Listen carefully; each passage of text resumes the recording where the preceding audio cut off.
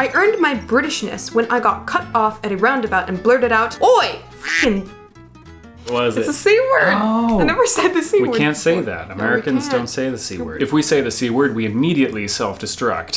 Hey guys, I'm Eric. And I'm Grace. We're the Wandering Ravens. We are a couple of Americans currently exploring the UK. Right now we're in England and we are on a quest to learn everything we can about British culture. If you want to join us on this quest, make sure you subscribe to this channel for 2 new videos a week. Today we're going to be talking about ways that you can know if you're British. Now, if you were born in the UK and you have a UK accent, then of course that's really easy for you. But for people who are immigrants to this country, it's a little bit more tricky. If you're an immigrant, like who knows, one day we might be, then how do you know when you've officially crossed that line and become British? What would it be for you? Oh, boy. I don't know. I haven't thought about that. I guess this is why we're doing the video. We're finding out. You guys will have to let us know. How can Grace and I know if we're British? I don't think we're there yet. No, I don't think so. But, you know, maybe one day. To answer this question, well, we expect you guys to give an answer, but we are also turning to Reddit. Specifically r/AskUK, where yesterday someone asked this question. Immigrants in the UK, what made you think, OMG, I'm British now? But first, we have to partake in a habit which we've acquired since arriving in the UK. Day drinking. Thanks for that. God save the Queen. Cheers. Cheers.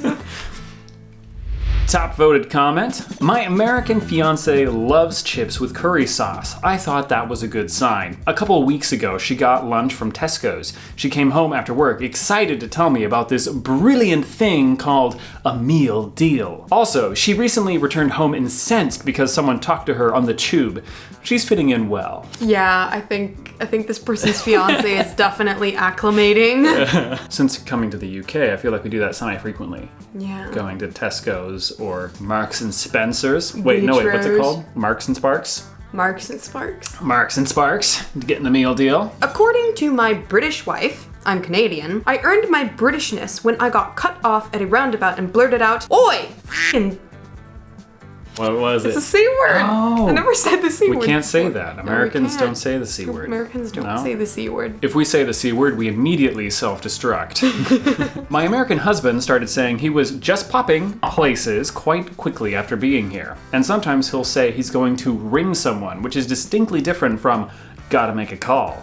He hasn't embraced our lovely sweary words though, which makes me quite sad. Everyone is still an asshole or a douchebag.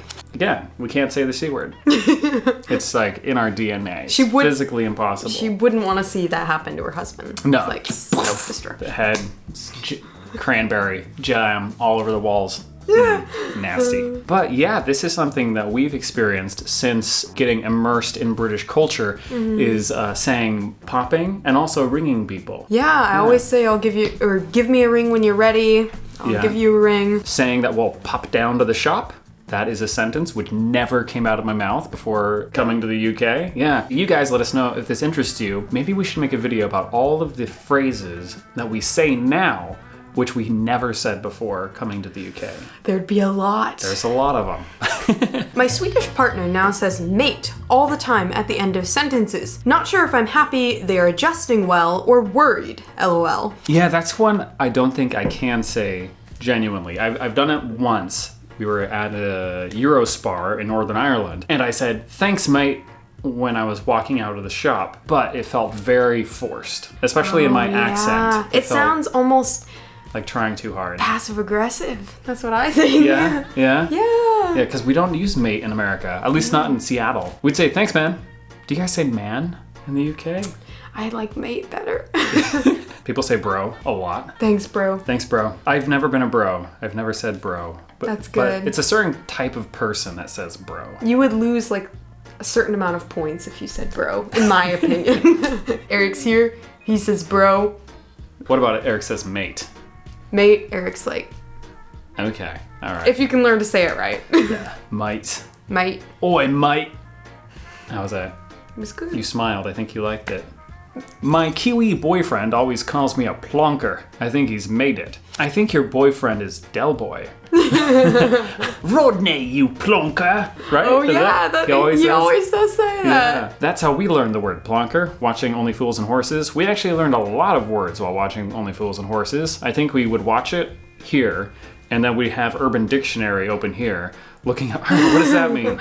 And what does that mean? For me, it was when I apologized and also thanked a vending machine for a coffee. That would do it. Yeah, can't get more British than that. Which brings up a story time. Gotta share this juicy gem with you guys. I saw the most British thing I'd ever seen the other day. We were in a grocery store, and this gentleman was walking down the aisle. He wasn't in a rush, just strolling along, and there was one of those floor wet signs. It was right in front of him, and he bumped it. He immediately said, "I'm sorry, so sorry." And he apologized 3 times to the floor wet sign. And I thought it was hilarious because he knew it wasn't a person because he bumped into it from the front, and he apologized to it 3 times. Makes me wonder if you actually ran into a human, how many times would you be expected to apologize? Just a long string of sorry.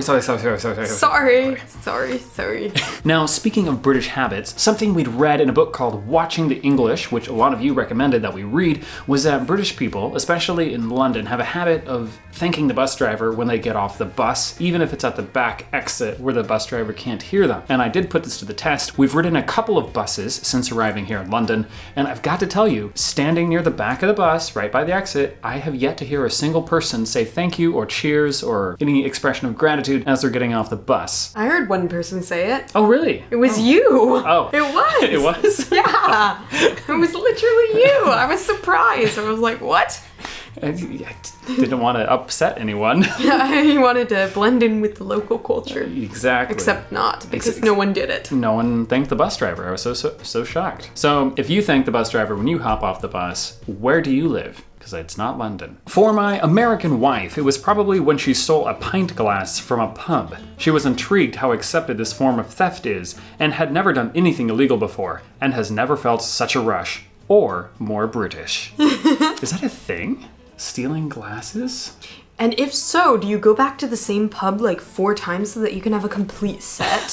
Along a similar line, when we were in Germany, we discovered that when you go to a German pub, you actually have to put down €1 as collateral on the pint glass or mug or whatever beverage container you get from the bartender. We met up with some German friends while we were there, and they said that practice is so that if you want to take it home, you can. Question for you, if you're British, have you ever stolen a pint glass from a pub? And do you feel guilty? If that is true, this would be a difference between the UK and the USA. I don't think we have any socially accepted form of theft in the States. Slapping my thighs and saying, right, when I have to leave, instead of straight up saying that I'm going now. Though I've moved back to my parents for the second wave of the pandemic, and no one takes the hint. We're quite literal people, Eastern Europeans.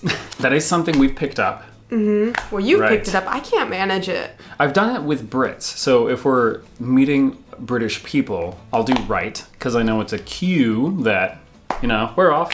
Mm-hmm. In the States, we do have an equivalent, but it's more like, you ready to rock and roll?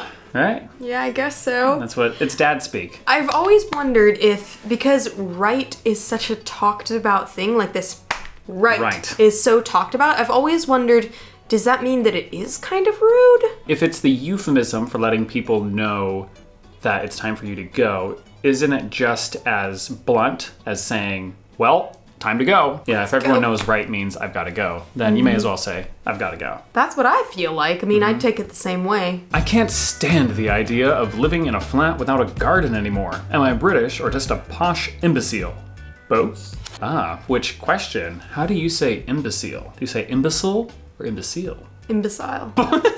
And there's a third option. Imbecile. Gray's making up new words here. If Susie Dent needs a replacement. But do answer this question for us. If you can't stand the idea of having a flat without a garden, are you British or just a posh imbecile? I started jaywalking. Forgive me, Deutschland, for I have sinned. Although, I'm gonna push back on this one a little bit, because I know Germans are world famous for not jaywalking, but when we were in Germany, I saw Germans jaywalking all the time. I would put an asterisk by this and say that if you jaywalk without guilt, then you're British. Like, in the States, we do a lot of jaywalking. But, you'd look make sure there's no police, and then you jaywalk. Americans like jaywalking. It's just we get tickets if we do it, so that's why we don't. But also, a downside of jaywalking in the UK is that drivers here are so aggressive. We've had so many experiences where we're crossing a zebra crossing or something like that, and the drivers, you just don't know if they're gonna stop. Sometimes they keep going. They just do not wait for pedestrians. At least in Seattle, if you do jaywalk, the cars will stop and allow you to cross the street and not try to kill you while you're doing it. When I started referring to underpants as pants and pants as trousers, I will confess that I have started doing this as well, but only when we're out in public, because I don't want British people to think that I'm talking about my underwear when I loudly proclaim, "Oh, my pants are dirty." So it's more for the sake of the people around us than for our own assimilation. I've started noticing it a lot when you say pants, because I feel like... I know, I'm me like, too. stop doing that! Every time I say it, I feel like... Did anyone hear that? Saying trousers feels so pretentious, though. I know. I know it's not pretentious in the UK, obviously, but in the States, if you say trousers, you're very pretentious. Also, like, what is trousers exactly? I think it's an all-encompassing term, similar For to pants. everything. So everything's trousers. I think everything's trousers. All right. Even this is a trouser. Just so you guys know, we're gonna be in the UK until the end of February, and we have a goal of hitting 50,000 subscribers on this channel by the time we get there. So if you want to help us with that mission, as well as come along for a very exciting ride, do make sure you subscribe. Our videos are often not terrible. And make sure you share this video with your UK-born or immigrant friends to help them know if they are truly British. Until next time, I'm Eric. And I'm Grace. We're the Wandering Ravens. And we'll see you in the next video. Cheers!